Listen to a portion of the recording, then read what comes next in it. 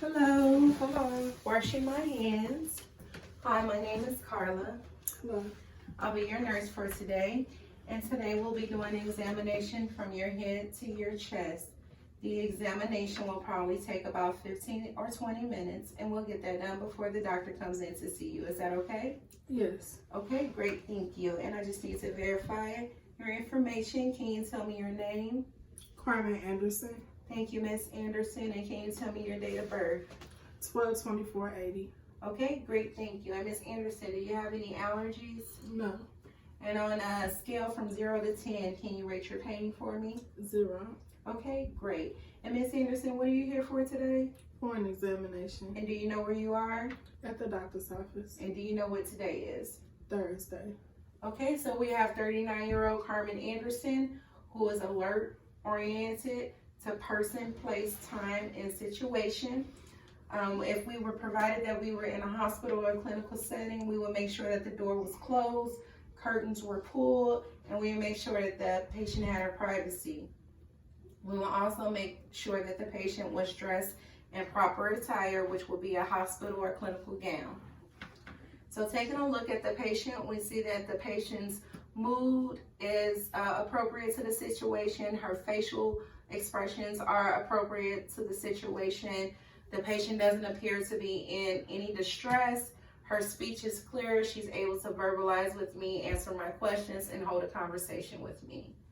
So Miss Anderson, if you don't mind, I'm going to go ahead and have you stick your arms out. And I'm just going to do a quick inspection of your skin. We see that the patient's skin coloring is appropriate to race. I don't see any lesions.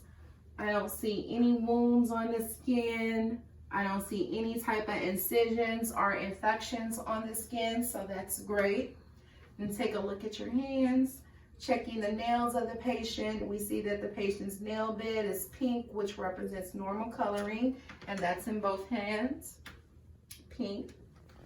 Now we'll check the capillary refill by pressing on the patient's nails. We check the capillary refill for blood circulation in the patient's hand. It should take 1 to 2 seconds for that blood return, and hers is normal, excuse me.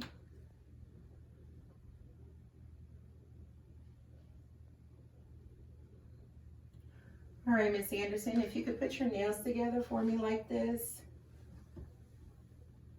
We see that the patient has a 106-degree nail bed, and you can put your hands down, which represents normal findings. Checking the nails for clubbing. If we did find clubbing, that would not, represent that there was some type of impairment going on. So Miss Anderson, hold your arms out. We're gonna check your skin temperature.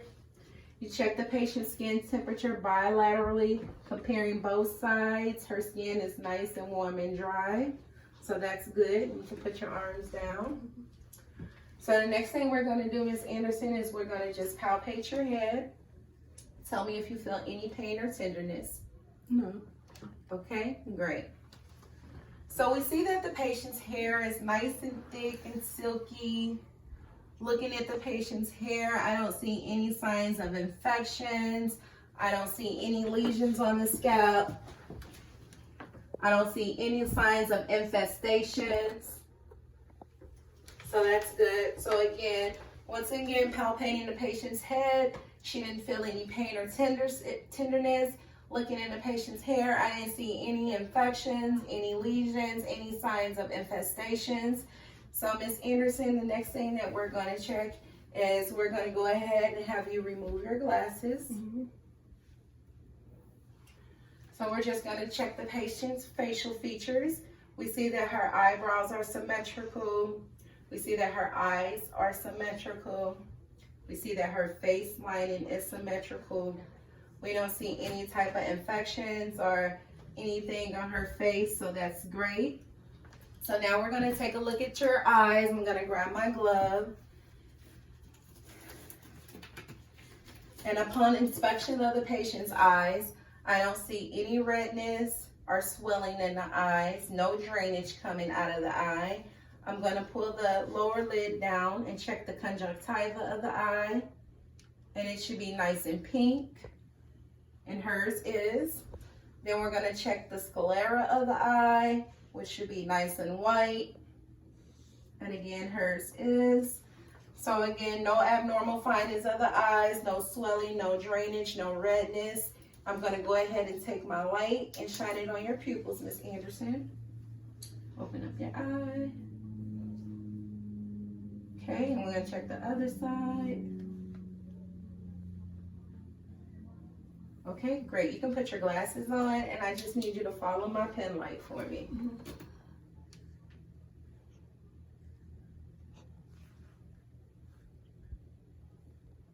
Okay, great. So checking the pupils of the patient, her pupils are even, reactive, her pupils are equal, reactive, and round to light, her pupils are equal, round, and reactive to light and accommodation, so that's great. And we're gonna go ahead and take a look at the patient's ears. Tell me if you feel any pain. Okay. No pain. No pain. Checking this ear, I don't see any redness or swelling of the ear or any drainage coming out of that ear. Checking this ear, no swelling or drainage coming out of the ear. According to the conversation that I'm having with the patient, Ms. Anderson's hearing appears to be normal. She doesn't appear to be suffering any hearing loss. She's able to hold a conversation with me and answer my questions. So the next thing we're going to do is take a look at your nose. So we see that the nose is symmetrical and even lined with the face. There's no signs of the formalities of the nose. Ms. Anderson, I'm going to take my light and shine it on the inside of your nose. Checking the nares of the patient's nose. There's no redness, no swelling, no drainage coming out of the nose. Ms. Anderson, if you could take your finger for me and press the side of your nose and take a deep breath in. Okay, and then the other side. Nose patency appears to be normal. Patient isn't struggling to breathe in on either side of her nostril. Looking at the patient's lips, the lips appear to be the appropriate color to the patient's skin coloring. We see that the lips are nice and moisturized, no discoloration or signs of cyanosis. And if you open your mouth and stick your tongue out for me, we see that the patient's tongue is nice and pink, nice and moisturized, no signs of dehydration. And I'm just going to verify that by taking a look in your mouth and Okay, and upon inspection of the patient's mouth, I don't see any lesions, no infections in the mouth. The patient's mouth is nice and moisturized and pink. And we're going to take a look at your gums. We see that the gums are nice and pink. No signs of gum infection, gingivitis, or anything. The gums are nice and moisturized. So Ms. Anderson, the next thing we're going to do for our examination is we're going to listen to your breath sounds, okay? Before listening to the patient's breath sounds, we want to do a general inspection of the patient's anterior chest. We see that the chest appears to be normal. The patient isn't huffing or puffing or gasping for air, and she's able to talk to me without difficulty. So now we'll go ahead and take a listen to the chest, listening to the lungs using the diaphragm of the stethoscope.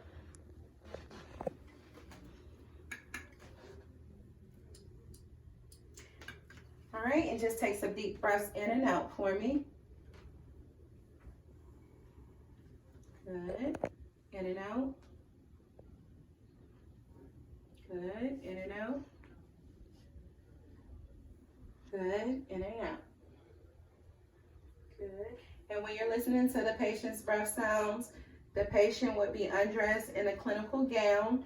You would not want to auscultate over the gown. Always auscultate over bare skin. And for our women, we want to make sure that we're not auscultating over their bras. And we're checking the lungs for normal breathing. Checking them bilaterally in a Z pattern so that we can compare both sides. In and out. In and out. Okay, great.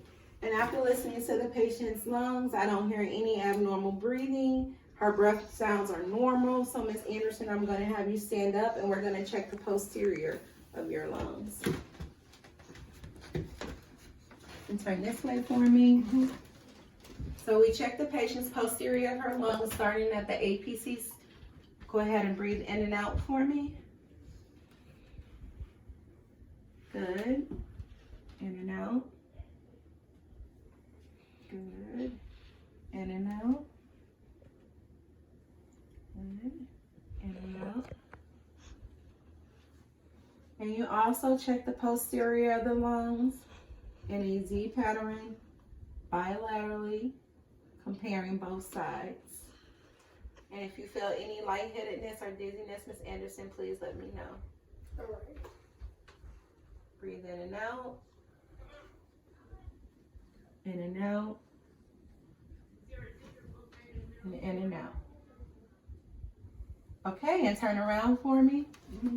And now we're going to check the patient's lobes and make sure that they're normal. And upon the posterior of the chest, the posterior lungs, I did not hear any abnormal breathing signs. Her breathing appears to be normal. So we start with the right upper lobe, left upper lobe, left upper lobe. And we say left upper lobe twice because the left lung only has 2 lobes. Right middle lobe,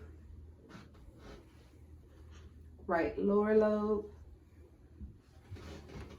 left lower lobe.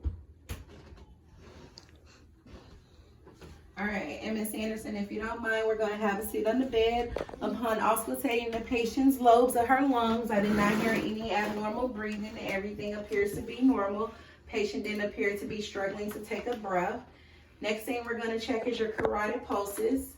We check the patient's carotid pulses on the side of her trachea. You want to check each pulse one at a time.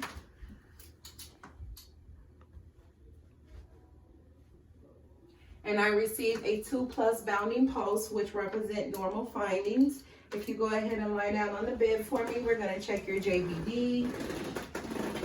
Her JVD is her jugular vein distension.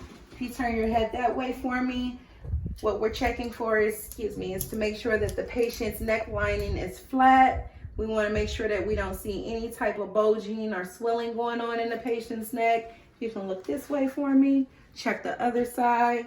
And again, you see that the patient's neck lining is flat, no bulging or swelling. You can sit up for me.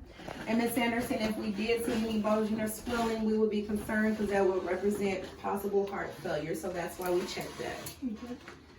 The next thing we're going to do is check the patient's heartbeats, and we start that with the diaphragm of the stethoscope. We begin auscultating the heart sounds at the angle of Luby on the side of it at the second intercostal space, aortic valve, right sternum.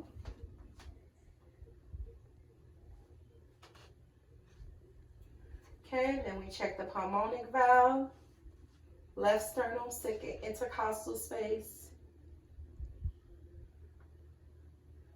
Okay, and then we check the Erb's point, third intercostal space, left sternum. Then we check the fifth intercostal space, left sternum. And then we check the fifth intercostal space, mid-clavicular line, mitral valve. Okay, and upon auscultating the heartbeats, I didn't hear any murmurs, any abnormal heartbeats. I heard the normal S1, S2 lub-dub sound.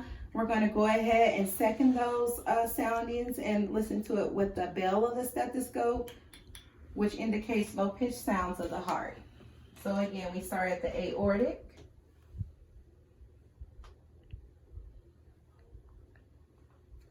Okay, and then the pulmonic.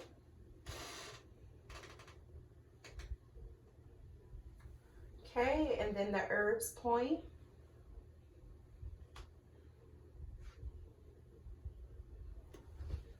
Fifth intercostal space.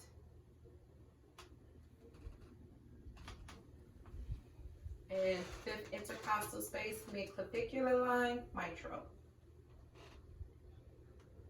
So once again, upon auscultating the patient's heartbeat with the bell of the stethoscope, I did not hear any abnormal heart sounds, no murmurs. I heard the normal S1, S2, love dove sound. So Ms. Anderson, I'm just gonna listen to your radio pulse before I leave. See your wrist.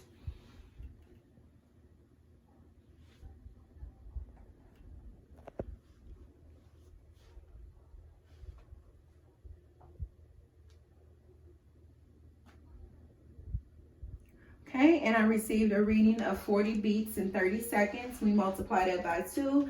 You have 80 beats per minute, which represents normal findings. And for any reason we got an abnormal reading, I would just reassess that for a full minute.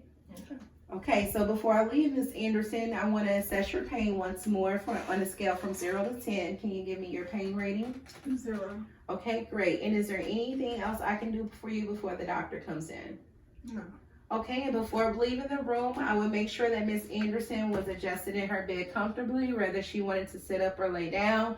Make sure that the wheels of the bed were locked and the rails were pulled up. We also want to make sure that the patient has her call light, so if she needs assistance, she can reach us and we can come assist her. Well, Ms. Anderson, it was a pleasure to meet you. Thank you. The doctor should be in with you shortly, okay? All right. Washing my hands, and thank you. Thank you.